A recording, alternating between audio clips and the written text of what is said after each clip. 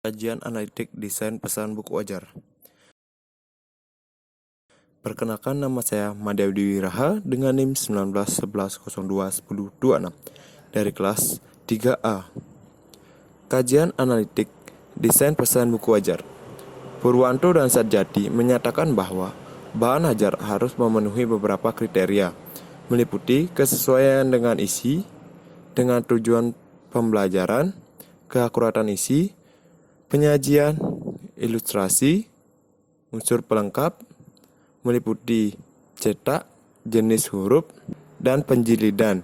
Berikut ini dapat dipaparkan beberapa hal tersebut.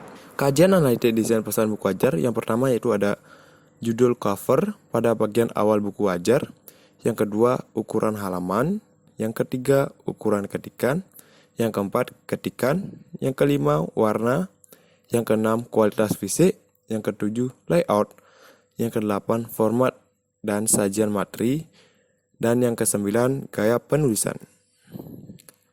Masuk materi yang pertama mengenai judul cover pada bagian awal buku. Judul cover dibuat dalam kata sedikit mungkin. Penjelasan yang sesingkat mungkin dapat membantu membesarkan perhatian sehingga perspektif pembaca tidak rincu. Judul buku diketik menggunakan jenis huruf Arial Black atau Arial dengan ukuran yang bervarian seperti 14 dan 36. Yang kedua, ukuran halaman. Memiliki ukuran halaman yang sesuai tidaklah mudah. Ada beberapa faktor pendukung untuk memutuskan tentang ukuran mana yang akan dipilih. Ukuran seperti hal yang ingin diketahui pembaca, biaya produksi, dan pemasaran, dasar ukuran halaman kertas, dan kebutuhan untuk memelihara sumber. Yang ketiga yaitu adalah ukuran ketikan. Jenis ukuran ketikan dalam buku teks adalah 10, 11, dan 12. Cetak kecil dalam dokumen resmi 6 dan 8 poin. Dan untuk memudahkan para pembaca lebih besar seperti 14, 18, dan 24 untuk penayangan. Dalam teks ini, ukuran teks yang umumnya digunakan adalah 10 sampai 12 poin. Kalimat yang dicetak dalam satu kalimat dengan tipe yang berbeda untuk menambahkan kesan yang lebih dramatis pada pemasaran pembaca, pada pandangan pembaca. Yang keempat yaitu ada ketikan. Dalam penulisan ini, biasanya banyak desainer muda yang masih bingung untuk memilih bentuk huruf sesuai dengan cakupan huruf yang tersedia saat ini.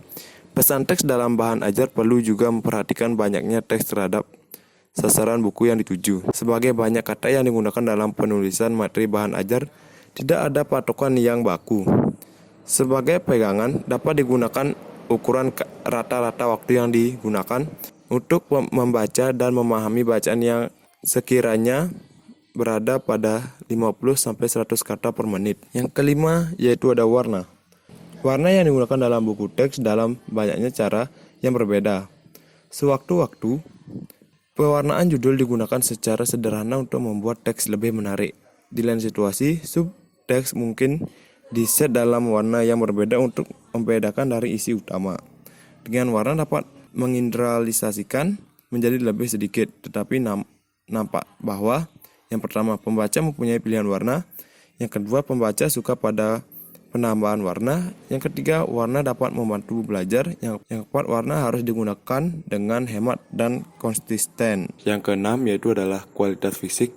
Kualitas fisik juga perlu menjadi perhatian, seperti mutu cetakan, jenis dan ukuran huruf, mutu kertas dan penjilidan, cetakan, jenis, dan ukuran huruf yang kurang jelas tentu sangat mengganggu keterbacaan dari buku ajar yang dibuat. Yang ketujuh yaitu adalah layout. Layout merupakan aspek yang mampu menarik perhatian pembelajaran untuk pembaca bahan ajar. Ada 3 variabel yang mempengaruhi layout. Yang pertama ukuran halaman, yang kedua kolom dan margin, yang ketiga penempatan tabel, gambar, dan bagian yang harus diatur. Kedelapan, format atau sajian materi. Format merupakan hal yang harus dipertimbangkan. Ada 2 hal yang perlu diperhatikan dalam penentuan format bahan ajar. Frekuensi dan konsistensi harus benar-benar diperhatikan. Dihindari menggunakan variasi yang terlalu banyak karena bisa kontraproduksi. Kedua, memudahkan pembaca bahan ajar hendaknya disusun dalam format yang mudah dipelajari. Dan yang terakhir yaitu adalah kaidah penulisan. Kaidah gaya penulisan yang dianggap membantu penyampaian pesan kepada pembelajaran yang meliputi 11 petunjuk. Yang pertama, tulisan kata-kata seolah-olah penulis berbicara secara langsung dengan pembaca atau pembelajar.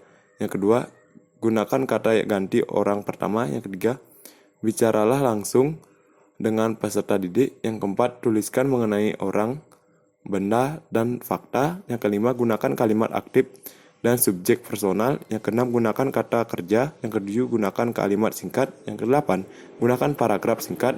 Yang kesembilan, gunakan kalimat retorika.